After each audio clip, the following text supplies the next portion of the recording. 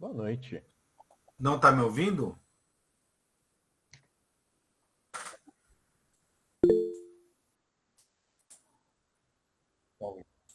Está me ouvindo? Consigo ouvir o professor César. Ah, desculpa. Muito obrigado. Imagina. Tudo bom, Felipe? Tudo bem. E contigo? Tudo jóia.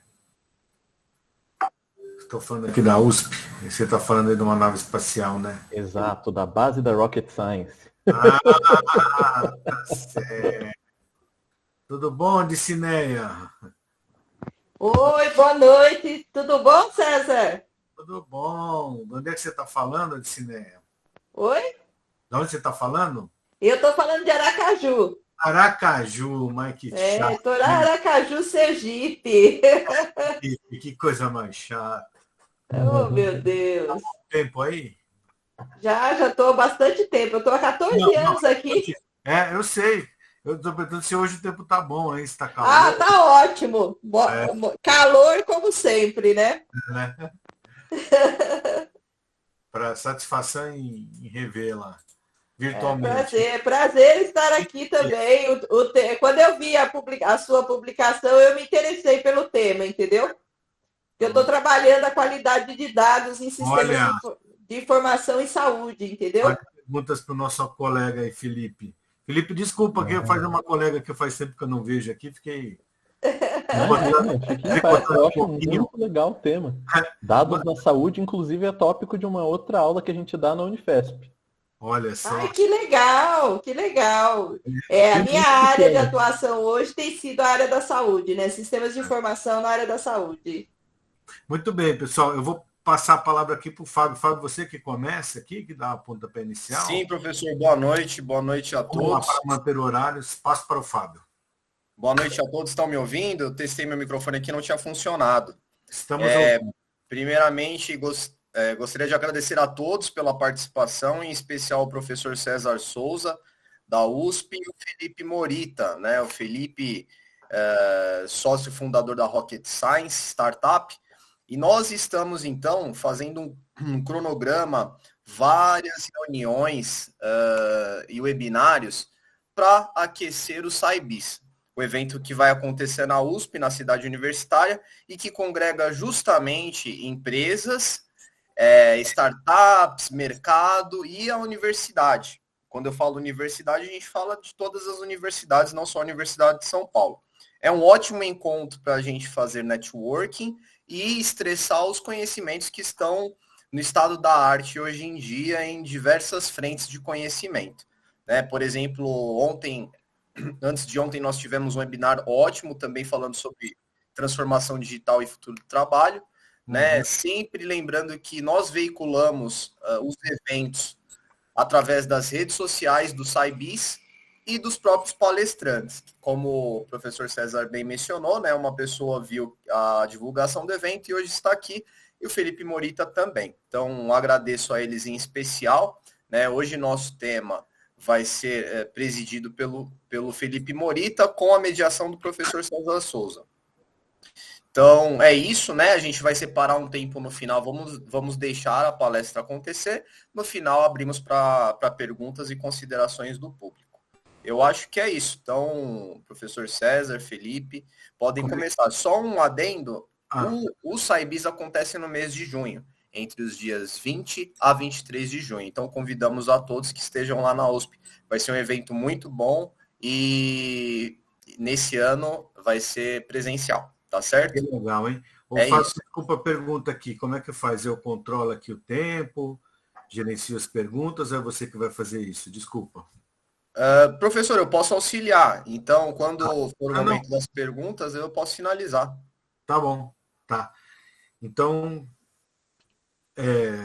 boa noite a todos e a todas. Sejam bem-vindos aqui a esse evento, o webinar. Agradeço aqui ao Fábio e à organização do SciBis e ao Victor pelo convite. E também, claro, ao nosso palestrante, que é o Felipe Morita, que é o cofundador da Rocket Science, ele já vai falar sobre isso. Então, a nossa ideia é que ele faça a sua apresentação. Depois, eu tenho umas perguntas iniciais para aquecer, e depois vamos receber perguntas da audiência, né? Pelo chat. Fábio, o que é melhor? Pelo chat, né? Pelo chat, professor. Tá bom, melhor, senão a gente bagunça. Espero muitas perguntas da audiência, mas eu vou começar com a minha, tá? Felipe, então, muito obrigado pela sua participação e, por favor, receba a palavra, se apresente e faça aí a sua apresentação sobre esse tema tão relevante hoje, que são os projetos de dados. Muito obrigado a todos que estão aqui numa quarta-feira à noite conosco para falar desse tópico que está mais em voga do que o último filme do John Wick. Esse tópico que faz todos nós perdermos o sono à noite. Vou compartilhar a tela aqui com vocês, que a gente deixou um material preparado com muito carinho para que vocês possam aproveitar ao máximo. Então vamos lá. Hoje nós vamos falar do porquê projetos de dados não dão certo. E para me apresentar, antes de falar desse tema, vocês já receberam um pouquinho de spoiler, mas o meu nome é Felipe Morita, eu sou o CTO da Rocket Science, sou um cientista de dados por especialização, mas acima de tudo eu sou um grande encrenqueiro. Então eu me apaixonei pela área de dados e desde então eu me meti em tudo que era projeto que eu pude pôr a mão.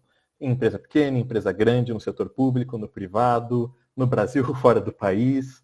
E o que eu vim fazer aqui hoje é compartilhar um pouco dessa minha experiência com o intuito de fomentar uma conversa. E por isso que reforço o ponto que o professor fez. Estou animado, estou muito feliz aí com a possibilidade de receber perguntas de vocês. E daí, né, eu comecei a me meter nessas encrencas e nesse processo, né, de um projeto atrás do outro, e descobrindo, tendo contato com o mercado, eu encontrei um louco como eu, que é o Vitor, que está aqui presente também, e juntos nós fizemos a Rocket Science. Né? A Rocket Science ela é uma deep tech especializada em resolver problemas com dados, né, ou que envolvem dados, através de soluções inovadoras e de alto impacto. Em particular, a gente trabalha hoje principalmente com alocações de times em empresas terceiras para a realização de projetos de dados. Então, a pergunta que nós vamos fazer aqui hoje, a pergunta que não quer calar, para mim ela não é só um tema de interesse. Ela é uma questão filosófica que eu vivo aí todos os dias e que a gente tem que tangibilizar na prática de alguma forma. Então, vamos repassar aqui rapidinho sobre o que a gente vai falar hoje. O primeiro ponto é entender o que são projetos de dados e quando eles dão errado. O segundo ponto é mostrar que o que muitas vezes a gente entende desse sistema, desse contexto, enfim, é só a ponta do iceberg. Depois, encontrar e desenterrar a raiz do problema para que a gente possa olhar ela por diversos ângulos e problematizá-la. E, por fim, compartilhar algumas soluções acionáveis, efetivas. E daí eu digo compartilhar porque eu quero ouvir de todo mundo. O que vocês fizeram que deu certo, o que vocês fizeram que vocês acharam legal. E se vocês fizeram algo que vocês não gostaram, que deu problema e que, enfim, às vezes ainda atormenta vocês também. Para que a gente possa discutir em cima e, quem sabe, não encontrar um caminho. Então vamos lá. A pergunta que não quer calar. Por que projetos de dados não dão certo? Primeiro, vamos entender o que são projetos de dados. E aqui nessa conversa, a gente vai trabalhar, a gente vai usar a definição de que o projeto de dados é tudo aquilo que precisa ser feito usando dados para se atingir um objetivo e criar algo novo.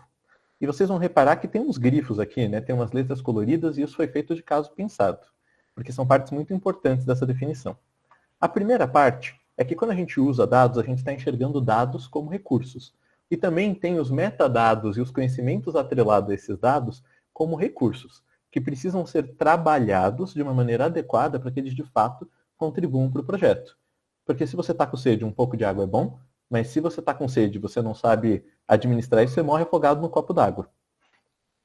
A segunda parte é atingir um objetivo, dando a entender que a gente tem que ter um critério muito claro do que é a linha de chegada e como a gente sabe que a gente cruzou ela ou não. E que isso envolve a gente ter uma visão de contexto, a gente ter um direcionamento e a gente ter clareza do caminho até a gente chegar lá. E por fim, a gente precisa criar algo novo ou viabilizar uma mudança. Então, quando a gente fala, por exemplo, de dar a manutenção num processo de dados que já existe, para fins dessa definição, nós não consideraremos isso um projeto de dados. E agora que a gente falou um pouquinho sobre os projetos de dados, o que significa não dar certo? Pensando aqui de uma ótica bem empresarial, né, que é onde eu tenho a maior parte da minha experiência, projeto de dado, como a maior parte das tentativas de mudar ou de criar algo novo, é um investimento. Existe uma recompensa, existe um risco, existe uma expectativa e uma série de esforços envolvidos. E não dar certo nada mais é do que você investir tempo, dinheiro e esforço e você não conseguir atingir os objetivos esperados, consumir os recursos que vocês precisavam para chegar até lá, ou viabilizar a mudança que vocês precisam. E aqui estou grisalho de ver isso acontecendo já em empresa. Então, às vezes, a gente tem uma pessoa que tem uma visão maravilhosa do que precisa acontecer para a área dela deslanchar. Então, é uma pessoa que tem uma visão de logística incrível, que conseguiria otimizar toda a operação, mas que eles precisam fazer sistemas para isso, e daí eles dependem de conversar com a área de tecnologia, e às vezes a área de tecnologia é tão distante e tão indisponível para a área dele, que ele só nunca consegue chegar no resultado que ele quer. Às vezes, nós temos pessoas que têm uma visão do objetivo, que sabem onde estão os dados, como consumir, de onde que a gente pega cada informação, mas o desafio que ele precisa é um conhecimento que ele ainda não tem acesso. Então, por exemplo, precisa de uma expertise de engenharia de dados ou de ciência de dados. E às vezes você tem pessoas que, pelo contrário, sabem onde estão os dados, sabem todas as técnicas, todas as tecnologias, tudo que eles precisam saber para fazer acontecer. Mas eles são famosos por sempre entregar algo que ninguém quer usar. Porque é complexo, porque não atende a necessidade. Então percebam como esses 3 itens, esses 3 critérios serem atingidos, é importante para que a gente possa ter um projeto de dados de sucesso. Então, pondo em termos simples, para que o nosso projeto de dados dê certo, a gente precisa atingir os objetivos esperados, conseguir usar os recursos que são requisitos do projeto e viabilizar uma mudança. Simples, né? Mais ou menos. Porque eu acho que eu dizer isso para vocês, e especialmente para pessoas que estão na trincheira, que estão no dia a dia lidando com as dificuldades de fazer os projetos darem certo, é a mesma coisa que você chegar para uma pessoa e falar, eu quero ser mais saudável. E daí eles responderem, é só comer bem e fazer exercício. Aí a gente tem aquele fenômeno que é dar vontade de socar a pessoa. Por quê? Quais exercícios? O que eu tenho que comer para me alimentar bem? Com que frequência eu tenho que comer? Com que quantidade? Será que eu posso comer certas coisas nos dias que eu faço exercício, antes ou depois da sessão? Então existe, se a gente quer de fato entender as causas dessas falhas e como que a gente pode ter sucesso, uma necessidade da gente se aprofundar dentro desse tema. A gente tem que sair do superficial. E daí vamos dar uma olhada então agora no que a gente geralmente encontra no mercado. O que a gente geralmente vê as pessoas consumindo, discutindo, compartilhando quando a gente fala do tema. Essa imagem aqui eu vou mostrar rapidinho. Se vocês puderem decorar tudo que está nela, eu agradeço. Mas se não der, é brincadeirinha, tá? Pelo amor de Deus, não vamos decorar tudo isso. Essas imagens aqui, elas são exemplos. Elas são exemplos do que a gente vê as empresas no dia a dia consumindo. Então, as visões de como que é o sistema e os processos de dados, né? Ou o que eles às vezes chamam de ecossistema de dados, o que eu acredito que talvez até, se a gente for olhar por uma perspectiva acadêmica, não seja necessariamente a terminologia adequada, mas é o que a gente vê muito nas empresas. Nossa, o que eu já vi de slide com esses elementos, eu já estou, enfim, careca de ver. E daí o que acontece, né? Vocês podem ver que, primeiro, né, batendo o olho nessa imagem, tem muitos elementos técnicos, muitas ferramentas e processos e siglas que talvez muitas pessoas não conheçam, a menos que estejam muito envoltas da área. E o que eu tiro dessa imagem é um processo complexo, é um processo que depende de ferramentas que muitas vezes são difíceis de entender e de começar a usar, e é um processo extremamente técnico. E esse é o meu problema com essas imagens, tá? Porque elas fazem parecer que um projeto de dados ele é algo extremamente técnico. E me parece nesse cenário que as áreas de negócio, de estratégia, de gestão são clientes, consumidores de todo esse sistema. Então, para a gente continuar a nossa discussão, a nossa conversa, eu vou fazer um trabalho de fazer um suco de laranja de todas essas imagens e, de uma maneira muito simples, trazer aqui os principais pontos que eu observei em comum nelas e também que eu tirei ali de muito contato com muita empresa diferente. Basicamente, a gente tem fontes de dados que precisam ser integradas, que precisam ser ingeridas para dentro dos sistemas da empresa, armazenadas muitas vezes num data lake, processadas para que a gente consiga de fato utilizar isso, né? Gerar tabelas e estrutura e ordem nessas informações, que eventualmente vão ser disponibilizadas, seja numa planilha de Excel, seja num data warehouse, seja num sistema de CRM ou de vendas. E esses dados que foram disponibilizados vão ser então visualizados, então vão alimentar relatórios, gráficos, dashboards, vão ser analisados ou vão ser postos em produção. E aqui, quando eu digo em produção, é a gente falar de data products, né? Então, de aplicações que usam dados, de sistemas que tomam decisões com isso, como modelos de recomendação, como o simulador de aluguel do quinto andar, e assim por diante. E no final, essas 3 grandes linhas, e existem outras, tá? Mas essas 3 grandes linhas de aplicação são consumidas por outras áreas ou pelos clientes finais. Mais uma vez, um processo muito técnico, e um processo bastante complexo, apesar da simplificação. E aí que está o problema. Isso aqui é só a frente técnica. Mas cadê a outra metade da laranja? Cadê o outro lado da moeda? Porque enquanto tudo isso está acontecendo, os gestores, os C-levels, os coordenadores, os analistas das áreas comerciais, logísticas, de negócio, pessoa, financeira, não estão sentados esperando.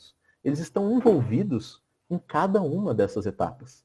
E essa é a outra metade. É a metade que aquela outra imagem que aquelas outras imagens não mostram. São as frentes que eu vou apelidar aqui de frente de negócio, que geralmente atuam principalmente com a estratégia, governança, alocação e administração de recursos e com a construção de uma cultura que permita com que os projetos de dados deem certo.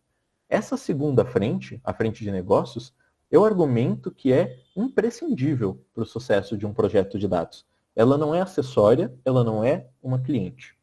E agora, eu acho que está na hora da gente polemizar um pouco essa conversa. Aonde está a raiz do problema? Aonde vocês acham que está a raiz do problema?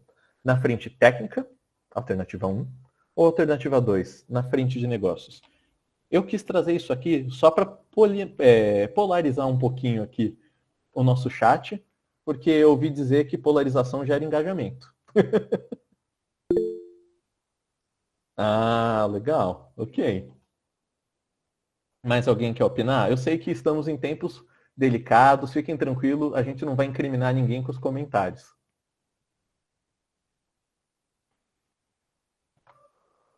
Perfeito. Eu vou trazer aqui que o problema está com as duas. Mas não porque eles sejam culpados desses problemas.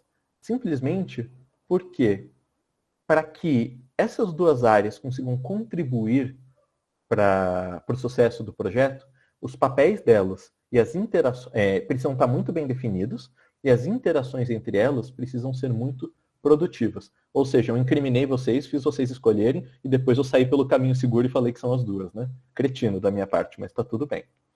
E que, se a gente trabalhar com alinhamento dessas frentes, nós vamos estar no melhor cenário para lidar com os desafios que surgem.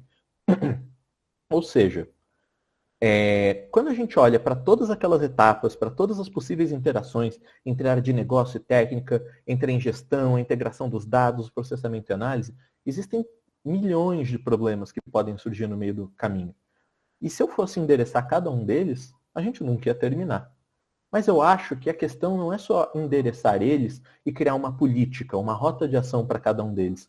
Eu acho que a melhor maneira da gente garantir o sucesso dos nossos projetos de dados é garantir que os agentes que nós controlamos, e aqui eu estou trazendo os dois grandes agentes como a frente técnica e a frente de negócio, estejam nas melhores posições, com o melhor preparo e direcionamento para que eles resolvam esses problemas à medida que eles surjam e dessa forma esses obstáculos não se tornem causas do fracasso do projeto. Estou falando loucura, até aqui, o que vocês estão achando? Por quê? Eu acho que tão importante quanto a gente levantar esse debate é a gente colocar na prática. E essa é uma parte que é particularmente desafiadora.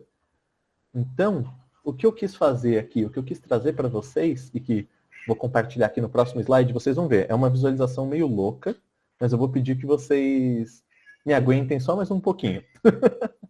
É pensar em como cada uma dessas frentes pode contribuir em cada um dos 3 critérios que eu trouxe do sucesso de um projeto de dados. Então, ele atingir os objetivos dele, ele viabilizar a mudança e ele permitir o consumo dos recursos necessários para que ele aconteça. Ok? Então, vamos lá. A primeira parte que a gente vai olhar é o atingimento dos objetivos, como vocês podem ver nessa seçãozinha aqui em cima. E vamos imaginar aqui, vamos fazer uma fanfic juntos, onde nós temos 2 frentes interagindo. À esquerda, na mensagem branca, o senhor de terno, temos a frente de negócio, e temos uma moça com o cabelo que eu acredito que seja verde, e com a mensagem verde também, apesar de ser em outro tom, como a frente técnica. Eu quero passar pelos principais pontos e como que eles podem contribuir em cada um deles no formato de um diálogo. Então eu trago os principais itens, como contexto, necessidade, objetivo entre parênteses, e eu trago à esquerda como, na minha experiência, eles geralmente são ou não são verbalizados. Tá?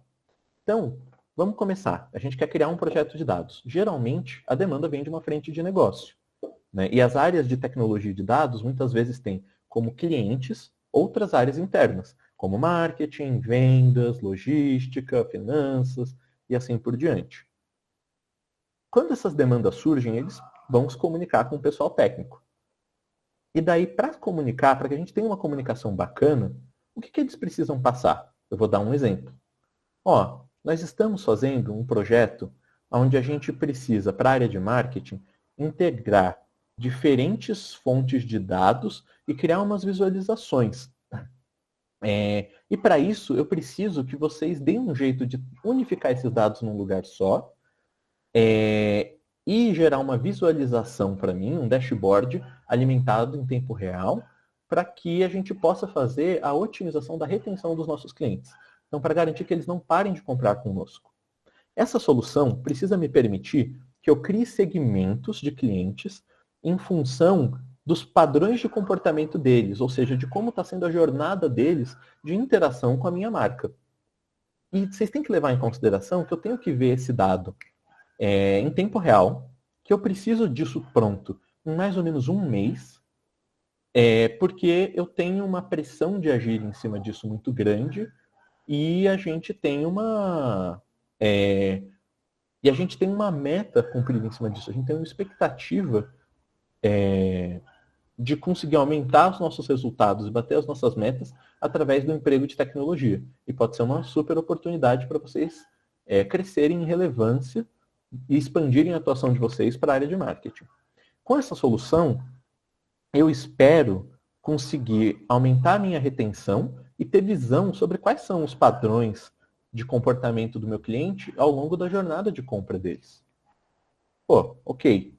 Essas informações aqui dessa primeira mensagem, elas são utilizadas para que a frente técnica consiga processar tudo isso, traduzir isso de requisitos de negócio para requisitos técnicos e materializar isso em uma solução através das ferramentas que eles conhecem. Mas vamos ser honestos, quantas vezes a gente recebe no mercado, no dia a dia, um briefing, né, essas demandas, essas requisições dessa forma? O que eu mais vejo acontecendo é a gente tendo 2 itens desses, talvez, e isso depois de 3, 4 reuniões. E isso é difícil. E eu vi até um post no Instagram esse dia que me fez pensar sobre essa questão. Eles falavam assim, programadores não precisam ter medo de ter o trabalho deles roubado, entre aspas, pelo chat GPT, porque para que isso seja possível, os clientes vão precisar aprender antes a pedir exatamente o que eles querem. E isso é uma coisa que a gente vê muito dentro da área de tecnologia, dentro da área de dados. Existe uma divisória, existe um gap, uma distância entre essas 2 frentes. E isso é terrível para um projeto de dados. Porque se você não tem um direcionamento, um contexto apropriado, você sai fazendo uma coisa que no final do dia não atende a ninguém. E se você está na frente técnica e você não tem muito Enfim, você foi posto numa situação onde você precisa de mais informação, onde talvez até a conversa tenha sido boa, mas não foi o suficiente para você matar todas as suas dúvidas. Como que você pode trabalhar isso? E daí vem a resposta da moça aqui. Então a gente pode aprofundar, trabalhar possibilidades, investigar o ponto de partida, fazer um detalhamento, flexibilizar a demanda e verificar a possibilidade de outros ganhos. Então ela poderia responder, por exemplo, ok, mas hoje como que funciona a jornada de compra do cliente de vocês? Existem alternativas a fazer a integração de todas essas ferramentas que vocês usam? Porque isso vai demorar, não vai dar para fazer em um mês, vai ficar muito custoso. Como que você lida com isso hoje? Como que você resolve esse problema hoje sem isso? Né? E ok, você falou que precisa fazer a segmentação, mas o que mais vocês precisam fazer? Será que é possível a gente considerar a contratação de uma ferramenta para que a gente consiga fazer a implementação mais rápida? E além por exemplo, da retenção, né, de garantir que seus clientes continuem comprando, existem outros ganhos, talvez existem outras coisas que são importantes para você, como, por exemplo, o prazo do projeto? Essas são maneiras, são ferramentas, são pontos que, a partir do momento que a pessoa técnica consegue fornecer para a frente de negócio, ela extrai mais informações que ela precisa para completar ali as peças do quebra-cabeça. E eu acredito que se a gente trabalha essas duas frentes bem, a gente aumenta as nossas chances de atingir os nossos objetivos, que no final do dia são um dos 3 grandes critérios para o projeto ter sucesso. Agora vamos para o segundo. A viabilizar a mudança. Então, depois que vocês se alinharam, que vocês trocaram um monte de informação, você, da frente de negócios, espera que a frente técnica seja capaz de te dizer se dá para fazer, quais são os requisitos, as possíveis rotas, o custo-benefício, o que eles, como expert, recomendam, né? E que, no final do dia, essas alternativas se ajustem à sua demanda. Então, a pessoa técnica poderia responder, olha, eu acho que é possível, mas para ter certeza, eu preciso saber quanto você está disposto a gastar, eu preciso saber se esse dado precisa ser atualizado realmente em tempo real, quantas são as fontes que vocês vão precisar integrar, que recursos, né, quantas pessoas, que ferramentas eu vou ter à minha disposição para viabilizar isso, porque eu enxergo que existem algumas rotas. A gente pode fazer tudo isso dentro de casa, só que a tendência, e daí entra o custo-benefício de cada rota, né? A tendência é que isso demore mais do que um mês, mas fica mais barato e a gente tem controle de tudo que está acontecendo dentro de casa. Eu posso contratar um terceiro para abstrair, para rapidamente, numa ferramenta terceira, para rapidamente fazer essas integrações e a gente gerar as visualizações. Isso até vai te dar a possibilidade de você fazer um self-service de dados, então você criar as coisas do jeito que você quer, mas isso tem um custo alto, né? Eu recomendo a gente ir pela rota de contratar um terceiro, porque me parece que a questão do tempo é muito importante para você. Mas o que você me diz? O que funciona melhor para você? Na minha experiência, pessoas de negócio ficam muito felizes quando a gente dá essa resposta. Porque a gente está dando tudo o que eles precisam para tomar decisões. Para ter visão do lado técnico, que geralmente é a caixa preta. Só que eu vou ser muito honesto. É muito raro ver respostas assim também. E daí tem a resposta que eu acho que é muito mais comum e que dá úlcera em todo mundo que é de negócios, que é e aí, dá para fazer? Depois de 4 reuniões, 2 horas de conversa, não sei o quê. Depende. Tá bom. Mas depende do quê? Né? Depende se você quer contratar alguém ou não. Contratar alguém para fazer o quê? Para fazer abstração. Mas se eu contrato alguém para fazer abstração, o que eu ganho com isso? Né? E daí o que acontece? A pessoa de negócios, ela precisa se aprofundar mais, mas ela não sabe exatamente como. Ela não sabe aonde cutucar para a pessoa técnica cuspir as informações que ela precisa. E daí a gente traz algumas perguntas que ajudam a fazer esse processo. Então a primeira coisa é assim, quão confiante você está que isso realmente é viável? Tipo, você está 100% confortável? Porque no final do dia o projeto de dados é um investimento. Né? A gente tem que mensurar o risco. Tá bom, você falou que a gente precisa contratar um fornecedor. Mas como que isso vai impactar a velocidade de entrega? Será que é possível a gente fazer sem um fornecedor que seja uma ferramenta, mas ainda assim fazer dentro do prazo? E se a gente mudar essa rota que você falou e fazer um caminho do meio? Então a gente contrata a ferramenta só para adiantar as integrações, que foi o que você falou que demora mais, só que a gente ainda faz as visualizações dentro de casa. Porque eu não quero ter que fazer o Customer Self-Service. Né? E tá, se eu seguir a sua recomendação, eu vou ter todas as coisas que eu pedi? Eu vou ter a possibilidade de fazer segmentação, eu vou ter a possibilidade de alimentar minhas ferramentas de marketing com os dados, eu vou ter a visão em tempo real? E uma vez que ele tome a decisão, qual que é a justificativa? Porque sem esse feedback, o pessoal técnico também não vai entender, e isso é parte do sistema, né? Todo sistema tem que ter feedback. Ele não vai entender como ele pode se adaptar, como ele pode se adequar. Né? Ele vai tender a ficar numa inércia. Por último, a gente entra numa parte mais operacional, que muitas vezes nem é tocada pelas próprias pessoas que começaram essa conversa. Né? Aí a gente já entra num detalhamento maior, mas que é sobre consumir recursos. Então, da frente de negócios, o que a gente geralmente espera? Pontos de contato, acesso a recursos, apoio, cobranças, né, para garantir que o fluxo está indo bem, a remoção de obstáculos e informações complementares. Olha, ok, então vamos fazer o caminho do meio. Conversa com o fulaninho, porque ele sabe como é a nossa jornada, conversa com o ciclano, porque ele vai te dar acesso às ferramentas, eu vou pedir para ele te dar o acesso, pede ajuda do Fernandinho, porque ele é nosso Data Analytics e ele vai conseguir te ajudar a construir as visualizações para acelerar isso. Eu vou cobrar o seu chefe de liberar mais um cara para ajudar a gente nisso. Do nosso lado, eu já vou removendo esses obstáculos aqui que estão atrapalhando o projeto. E porque o que acontece é o seguinte, se a gente não bater essa meta, a gente vai ter corte de budget. Se a gente tiver corte de budget, até a gente recuperar isso, a gente não vai mais conseguir avançar nessa frente e a gente acredita que isso é muito importante. Tá bom? E do lado técnico, olha, a gente quer entender, né, quais são os recursos que estão disponíveis, aonde eles se encontram, quais são as sugestões que ele tem, porque às vezes a gente de negócio está pensando numa coisa e o pessoal de tecnologia corta todo o labirinto que a gente fez com uma linha. Quais são os métodos que a gente precisa para fazer isso, que apoio técnico a gente vai ter para me ajudar a formalizar, apresentar, vender essa ideia internamente e também como que a gente consolida isso, para que a gente não perca esse conhecimento. É um ponto, assim, acho que é a maior dor das empresas que estão desenvolvendo projetos de dados é a constante perda de conhecimento. E daí essa pessoa poderia responder, olha, esses recursos a gente tem aqui, isso a gente tem no banco de dados, isso a gente só tem em planilha da área, você vai encontrar isso falando com tal pessoa, em tal lugar, em tal ferramenta.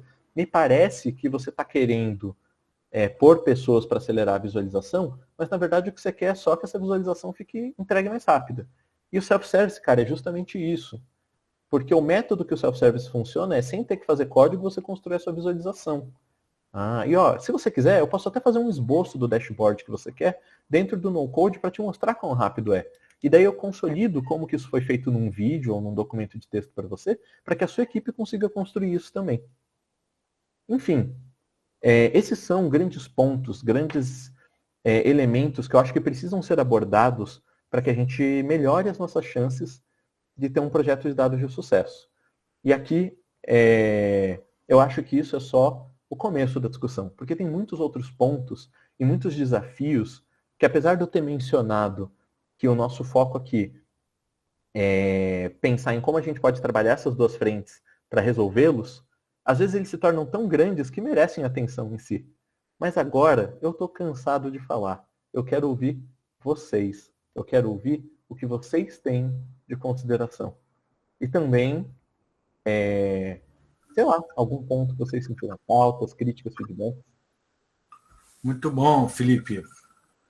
Parabéns aí pela sua exposição. Gostei bastante aí da maneira que você estruturou esses 3 pontos, né? O objetivo, a mudança e os recursos, né? Muito bom mesmo, porque você enfatizou o aspecto de gestão, né? A gente estava até esperando alguma coisa mais tecnológica e você foi no ponto, como é que eu digo, essencial, que é justamente esse relacionamento entre as duas áreas, né? Quando você fez a pergunta, eu coloquei brincando ali, que é claro que é o lado técnico, né? Porque eu acho que é sempre o lado de negócio que é o problema, tá bom? Eu trabalhei em TI, implantando RP e apanhei bastante. Então eu vou começar com uma pergunta aqui, enquanto espero o pessoal aquecendo aí as perguntas no chat, né? Eu queria entender o que é um projeto de dados. O que isso é diferente de um projeto de TI normal? Esse aqui é um TI normal, esse é um projeto de dados. Tem diferença? Se tem, qual é a diferença? Eu vou te trazer a perspectiva que eu vejo muito no mercado. E o que a gente tem é uma grandíssima confusão. Por quê? TI, tecnologia da informação. Naturalmente, TI já mexe com muitos dados.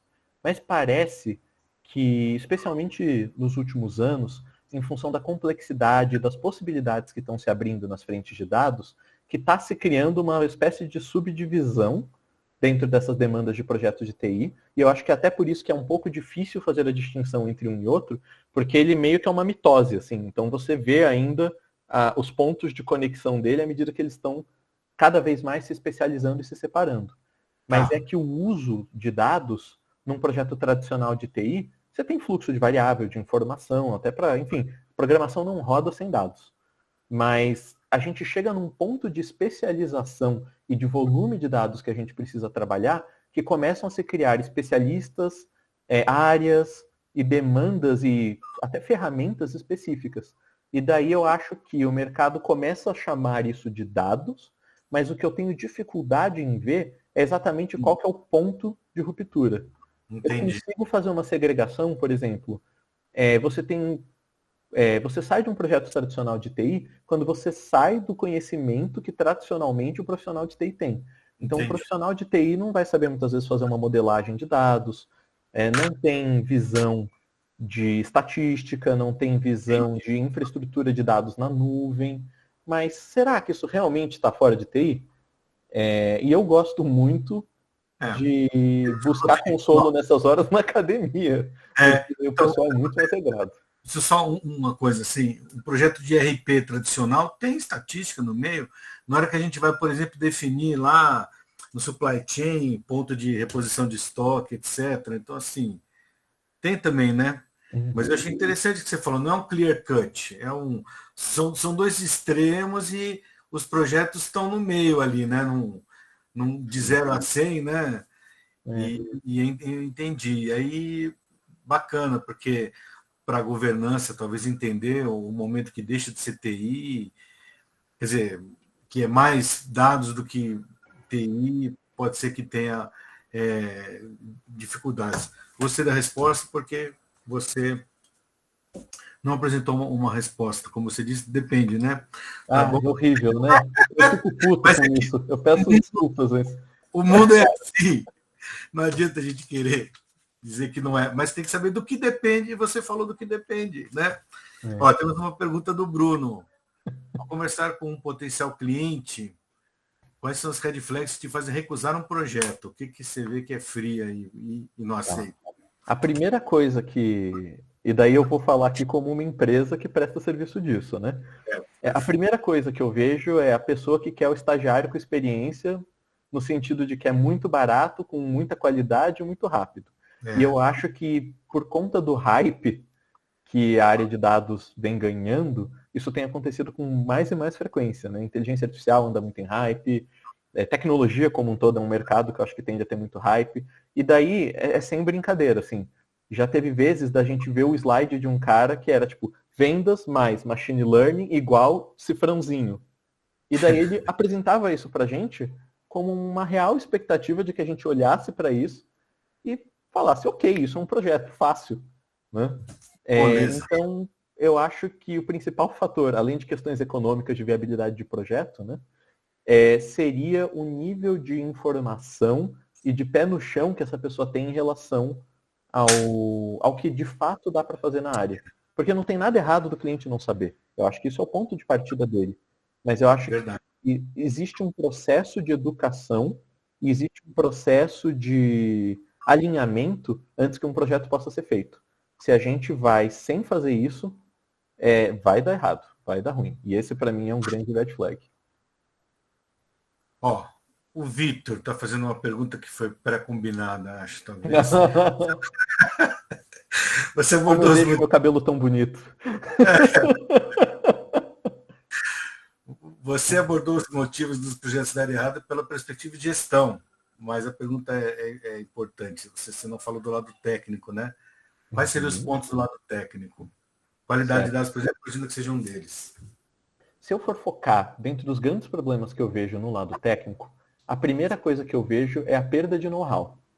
Então, as pessoas têm muitas vezes grande rotatividade, a empresa cresce, a empresa muda, as pessoas saem, e de repente você tem uma tecnologia lá que você precisa fazer uma arqueologia para entender o que aquilo faz, que você não consegue dar manutenção. E eu percebo que essa falta de conhecimento não só atrapalha a manutenção de projetos que já foram executados de se manterem em sucesso, né? Como também a execução de novos, porque daí você quer construir uma coisa nova, você não consegue fazer nada, porque você chega numa casa que você não sabe como foi construída, mas que se você aperta o interruptor da luz, liga o micro-ondas, e se você abre a geladeira, o fogão acende. E isso muitas vezes inviabiliza muito. Primeiro, porque sistemas legados, é isso? Do que tem. Isso, principalmente sistemas legados e a falta de conhecimento sobre eles. Entendi. Né? Um outro ponto também que eu enxergo é a falta de profissionais. Olha.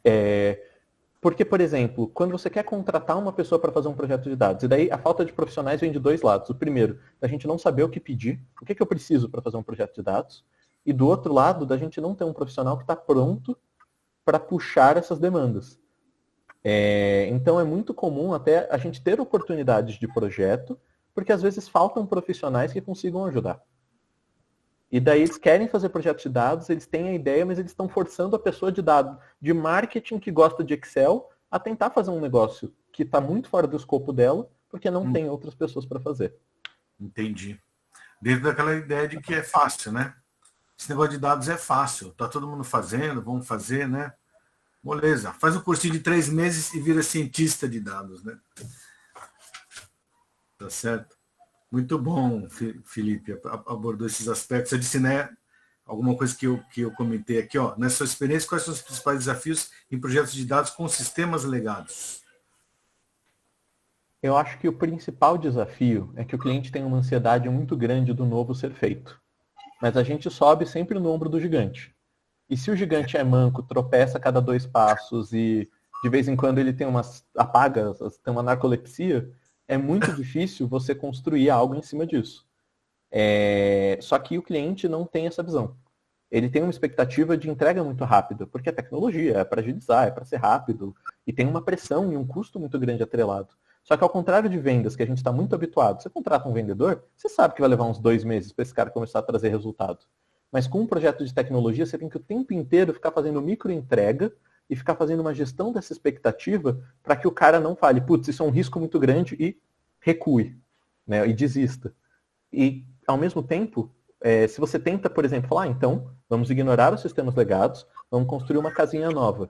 É difícil, porque por conta dos sistemas legados, os clientes ficam traumatizados.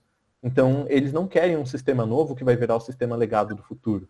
Eles não querem outra coisa que eles não têm ownership, que eles não se sentem no controle. Então, eles querem que você construa dentro de casa, no que já foi feito, para que eles sintam que eles têm mais domínio e controle sobre aquilo. Então, não é nem tanto as características do sistema em si, é mais o fato de que o sistema legado tende a ser instável muitas vezes, e que isso gera tanto trauma e tanta dor para o cliente, que fica difícil de fazer a gestão. Muito bom, essa foi a pergunta da Adicineia. Eu vou fazer então do Felipe Augusto. Entrando bastante no hype atual, parece mais fácil alguém da área de tecnologia usar os LLMs, os Large Language Models, para tentar compreender mais a área de negócios? Ou mais fácil a área de negócio conseguir utilizar os Large Language Models para se aprofundar nos dados? Acho que ele está perguntando aqui da utilização aí das ferramentas tais como o ChatGPT, né? O contexto aí da ciência de dados. Isso aí serve para ajudar a resolver essas dificuldades que você comentou de comunicação, né? Nesse contexto, recentemente vi algumas startups que fazem esse meio campo entre linguagem natural e SQL e Python usando GPT. E surgiu a dúvida como algo assim pode ser para o mercado. Será que isso aí vai resolver tudo o que você está falando, Felipe, de problema? Olha, eu gostaria muito de que sim, mas é porque eu sou um puxa-saco desse tipo de tecnologia, porque eu gosto muito de NLP. É minha área favorita dentro de dados, tá? No entanto, apesar de eu gostar muito e de eu querer que isso dê muito certo, existem limitações, principalmente, eu diria que hoje em acessibilidade, né? Porque assim, hoje a gente tem algumas ferramentas que são esses grandes modelos que têm uma performance incrível. Né? Por exemplo, o ChatGPT. E ele consegue ajudar a gente com muita coisa. Mas se amanhã der uma louca na empresa, né, que está dando manutenção nesses modelos e eles pararem de disponibilizar, ou eles fizerem alguma mudança que mexe muito com a estabilidade deles, eu sinto que toda essa cadeia meio que colapsa junto. Então, eu gosto de pensar que esses modelos, hoje, eles estão numa posição de, sei lá, estagiário. Eles são rápidos, eles são prestativos, têm boas intenções, geram muita coisa rápida ali, mas você precisa sempre de um olho para intermediar. Então, eles ajudam num nível operacional, mas não vão conseguir resolver 100% do problema. Eles não deveriam, por enquanto, atuar sem supervisão. Entendi. É interessante isso. São estagiários ainda, hein? Olha só. Bom comentário. Bom insight aí que você trouxe sobre esse assunto. E eu acredito também, como você, que são ferramentas que têm potencial muito grande para facilitar qualquer tipo de complexidade, sendo que essa relação entre TI e negócios é uma delas, né? O Vitor aqui comentou aqui sobre os legados, para complementar a pergunta da Edcineia. A pior parte dos legados são os números espirituais que surgem deles. Depois ele vai ter que explicar para a gente o que são números espirituais, né? Mas eu entendo essa eu uma sei. coisa que caiu do nada, né? Out of the blue. São números mágicos que aparecem lá, né? Mas eu das análises atuais com as mais antigas. Não vai bater nunca, né? Acho que é isso que ele está falando, né? Tem a ver com a qualidade de dados, né, Felipe? Sim, é porque isso é uma coisa que a gente já viu muito, isso é um apelido ali interno. Mas é assim, tem um profeta que faz alguma coisa tecnológica, ele escreve um texto sagrado dentro de um PPT, e esse texto sagrado é consumido pela empresa inteira. Depois que esse número é disseminado, se esse número muda, todo mundo estranha. Mesmo que o profeta já tenha assumido e que ninguém saiba mais gerar esse número de novo ou contestar esse número. Olha só. É tipo a tábua do Moisés, né? É o dogma. Viram dogmas, números dogmáticos, números espirituais, assim. Interessante, fantástico. Olha, enquanto a gente não tem nenhuma pergunta aqui na fila, deixa eu fazer a minha aqui, juntando algumas coisas que foram faladas. Você falou aqui do cliente que tem super expectativa, né? E precisa ser educado. Então eu queria aqui, trazendo a brasa para minha sardinha que está aqui atrás, sou nossa graduação na administração, né, aqui da FEA USP, e eu queria então entender o que os nossos alunos, os graduandos em administração, especificamente sobre a administração, né, se eles podem atuar no campo dos projetos de dados, como eles podem, como você tem visto a atuação de pessoas formadas em administração e que conhecimentos complementares eles precisam para isso. Certo. Aqui, eu espero que a resposta seja sim, porque é de onde eu vim. Né? Eu vim de marketing, me apaixonei por dados. Tá vendo, pessoal? Olha lá. Pessoal E até aqui assistindo. Eu diria que sim, profissionais que vêm de administração, e não só de administração, que vêm de medicina, que vêm de biológicas, que vêm de qualquer área, eles podem mergulhar na frente de dados, porque basicamente todo trabalho que depende de algo empírico pode se beneficiar de ter algum conhecimento sobre dados. Né? Porque você vai em algum momento ter mais informação do que você consegue resumir ali na cabeça, e o dado é uma ferramenta maravilhosa para expandir a intuição humana. E daí quais seriam os conhecimentos, as ferramentas? Eu recomendo um excelente ponto de partida, eu acho que é estatística, porque com estatística, mesmo que seja uma estatística básica, você começa a ler os números e não deixar os números te enganarem. É verdade. Né? Porque às vezes as pessoas surtam muito por conta de barrinha em gráfico subindo e descendo, e quando a gente vai ver no macro, essa tendência não é nada. E eu já vi isso muito em empresa. Tem empresa que muda a estratégia inteira de marketing em base diária por conta de um gráficozinho de venda subindo e descendo. E isso é um desperdício de recurso, de energia, estressa muito. Então, estatística, muito bom. Programação, eu diria que... E daí eu recomendo Python, porque é uma linguagem muito amigável para iniciantes. E recomendo também o SQL, porque é provavelmente a mais utilizada para fazer consulta de dados, porque são ferramentas que vão te dar muita liberdade. E eu acho que pessoas que geralmente vêm de áreas mais administrativas, assim como eu, uma das grandes frustrações que elas experimentam no começo é: eu preciso de alguém para fazer tudo que eu quero fazer. Que desgraça. Sabe, eu sei que essa ideia é legal, eu sei que essa análise tem valor, eu sei que esse número é importante, mas eu preciso da ajuda de alguém para fazer. Sabe, e isso vai levar uma semana e eu precisava desse número hoje. Esse Kelly dá uma independência nisso, né? Nossa Senhora. Muito obrigado, Felipe. Você já acertou tudo que eu vou falar para os alunos quando eu voltar amanhã aqui na minha aula. Ó, chegou uma pergunta do Bruno Fujita. Pela sua experiência, você já viu algumas empresas com nenhuma cultura de dados? O que você, como consultor, aconselha a fazer com esses clientes? Certo. Sim, muitas. Especialmente associado com empresas que são mais tradicionais, então que geralmente são empresas familiares, ou empresas que estão em indústrias muito tradicionais, como, por exemplo, a indústria de concessionária, cartório, e o que a gente geralmente sugere é comece pequeno, porque existem muitos quick wins, né? Existem muitas coisas que são pequenas, mas que usando um princípio de Pareto ali, é 20% de esforço que traz 80% de resultado. Velho Pareto. E às vezes você não precisa, e assim, você chega na empresa, é batata. Eles vão falar, porque eu quero um aplicativo que faça isso e faça aquilo, e resolva todos os problemas, e funcione no mobile e no PC, e funcione com internet sem, e daí ele resolve toda a minha logística e todo o meu marketing. E às vezes eu falo, tá bom, mas e se a gente começar com uma planilha que todos os dias te vinha um e-mail com as principais métricas que você precisa ver para tomar suas decisões? E, cara, às vezes é isso que faz a mudança da água para o vinho. Legal. Deixa eu só aproveitar a pergunta dele aqui e complementar. Para você, o que é cultura de dados? Né? A gente se respondeu, mas a gente não queria entender o que é só a definição para isso. O que você entende como sendo isso? Certo. Eu acho que a cultura de dados ela é definida, primeiro, pela valorização de processos ou de ferramentas que geram dados. Então, por exemplo, é um cuidado, é uma preocupação em você ter meios de gerar dados para que você possa utilizar. Esse eu diria que é um primeiro eixo. O segundo eixo é você respeitar o tempo que é preciso para que esses dados se transformem em informação. Então, o tempo de você fazer uma análise, o tempo de você gerar um relatório, uma visualização, porque às vezes as empresas são muito frenéticas e não respeitam isso e saem tomando a decisão e o relatório chega póstumo. E um outro eixo que eu acho que eu diria que é o terceiro e que também é muito importante é que as pessoas precisam entender que os dados não são inimigos da experiência e da intuição humana. Porque muitas vezes a pessoa fala, não, mas pô, trabalhei no varejo há 30 anos, você vai me dizer agora que o meu anúncio na televisão está perdendo importância em gerar awareness de marca por exemplo, para o Instagram? Absurdo, que não sei o que lá.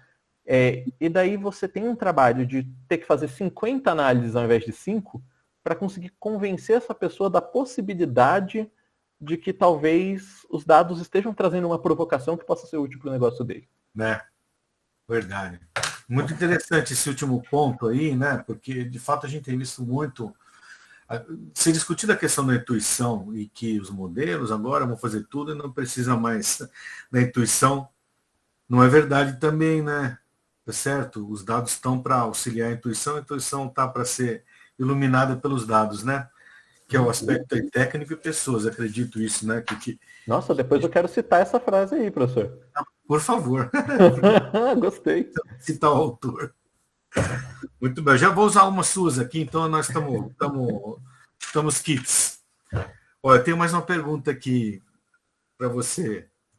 Qual é o papel da academia? Você citou um pouquinho disso aí.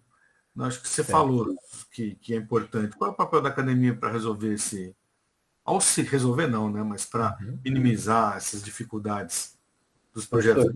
Eu sou uma pessoa muito bagunceira. E como uma pessoa muito bagunceira, eu valorizo muito a organização. Eu acho que a academia ela tem um papel muito importante em organizar a bagunça do mercado, no sentido de separar o joio do trigo, saber destilar o que realmente é uma boa prática, além de consolidar esse conhecimento, porque o mercado é campeão em perder conhecimento, né? E eu acho que a academia é a memória do conhecimento humano, né, de certa forma. Ela consolida, cresce, armazena isso. E eu acho que um outro papel muito importante é um pouco de pôr o dedo na cara do mercado mesmo. Então, por exemplo, eu acho que a pressão que muitos acadêmicos fazem, por exemplo, em relação ao posicionamento da OpenAI, de fechar o código e fechar os processos que eles estão usando para treinar e construir um modelo, é importantíssimo para a democratização desse conhecimento e também para que novas aplicações e para que ele possa ser aproveitado ao máximo. Então, eu diria que são essas duas frentes. Né? Uma de pôr a gente, to hold us accountable, né? De nos responsabilizar, e também de consolidar, organizar, estruturar e explorar o conhecimento.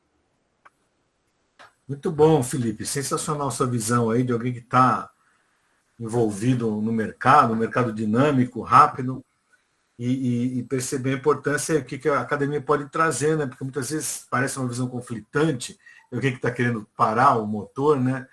Ou inventar moda, sei lá, alguma coisa assim, né? Desnecessária, mas muito, muito bacana. Eu acho que tanto a academia aprende com o mercado e a aplicação, como o mercado também tem a aprender e usar a academia, né? Ótima sua visão. Temos mais uma pergunta aqui do José Antônio. Boa pergunta. É mais fácil o pessoal da área de negócio aprender tecnologia ou vice-versa, a tecnologia aprender negócios? Existem profissionais de empresas que auxiliam nessa ponte entre a área de negócio e tecnologia? Se existe, qual é o perfil? Certo. Olha, é muito difícil responder essa pergunta, mas eu vou dar um chute educado, assim, com base no que eu vejo. Eu vejo muito mais pessoas saindo de áreas de negócio e aprendendo tecnologia do que pessoas de tecnologia saindo para negócio. Não sei por que eu vejo isso. É o contrário do que eu pensava. Não, eu gostei disso, porque eu acho um caminho, né? Mas assim, eu não tenho ideia do porquê isso acontece. Eu posso chutar. Eu posso pensar, por exemplo, talvez tecnologia esteja demandando mais profissional, ou esteja pagando melhor. Ou pode ser porque o pessoal que é da administração, que vem de negócios, já tem uma tendência a beber de várias fontes de conhecimento para conseguir gerir e andar no dia a dia. Né? E o pessoal de tecnologia tende a ser mais especializado, mas é um chute. Ele se aprofunda naquilo que ele precisa, né? Pode ser. Olha, uma área de estudos, hein? Sim. Né? Como é que a gente constrói essas pontes? Qual que é o melhor lado? De onde, se a gente vem daqui ou de lá? Como é que se encontra no meio? Boa pergunta. Sobre a segunda parte da pergunta, né? Eu vejo profissionais que têm feito cada vez mais a ponte entre as duas frentes, que são os project managers, os product owners, né? Aí eu não sou o mais qualificado para falar da nomenclatura, mas geralmente as siglas que eles atendem, né? PM, PO, às vezes até Tech Lead, né? Apesar de que tem umas flutuações, umas diferenças entre eles, mas que são pessoas que ou são pessoas de nível tecnológico, chegaram para um nível gerencial e daí eles conseguem fazer a ponte, ou são pessoas de gestão que se especializaram em ficar ouvindo as pessoas de tecnologia até entender o que elas estão querendo falar e fazer a tradução disso, né, do cliente para o pessoal de tecnologia e vice-versa. Bacana. A gente vê tanto, né, o pessoal falando de transformação digital, como tudo mudou. Agora a tecnologia está no dia a dia, mas na hora de realizar um projeto como esse, tem um lado técnico, um lado pessoas, um lado estratégia. Cada um tem sua visão de mundo e a conciliação é sofisticada e tem que ter gente pensando e trabalhando nisso, ótimo, porque vai garantir emprego aqui para nós, para os professores, para os cientistas de foguetes, né, Felipe, tá certo. Pessoal, temos tempo para a última pergunta aí, o Fábio apontou aqui, 5 minutos. Agora às 20h30 fecha automaticamente o Meet, né? Então, na verdade, eu gostaria então que o Felipe deixasse seu contato aí no chat, para quem quiser entrar em contato e continuar com as perguntas, né? E olha só, muito bom, foram muito bem preparados, deixaram até na apresentação. Então, e aposto que vocês vão encontrar eles lá no SciBiz, né? Até fazendo comentários sobre como é que a academia pode trabalhar para fortalecer essa questão de dados. Estamos aí com esses tipos de evento, como nós fizemos hoje, né? Como a USP investe nessa nova geração de trazer as empresas para realmente engajar com a academia. Assim a gente consegue resolver diversos dilemas da humanidade, assim como as ODS, assim como vários problemas que afetam. Eu não diria, né, mas vamos dizer, auxiliar no encaminhamento, né? Com certeza. E desde já agradeço o professor César pela mediação, que foi ótima, as perguntas muito relevantes, a apresentação do Felipe Morita também, que foi muito na raiz mesmo, como o professor César falou, trouxe elementos técnicos e de gestão, e a todos que participaram. Então, Felipe, peço que você faça a sua despedida, professor César também, e aí eu declaro o webinar como finalizado. Muito obrigado a todos que vieram. Eu sou muito, muito, muito grato por ter essa oportunidade de falar de algo que eu gosto tanto e de saber que tem pessoas que gostam tanto disso também. Isso, para mim, é algo que me realiza profundamente. Ô Felipe, né, esse projeto de dados é essência de foguetes mesmo? Explica pra gente aí. Olha, eu vou te dizer que sim. Sim. Que bom, né? Precisa de um cara NASA que nem você aqui. Tá certo?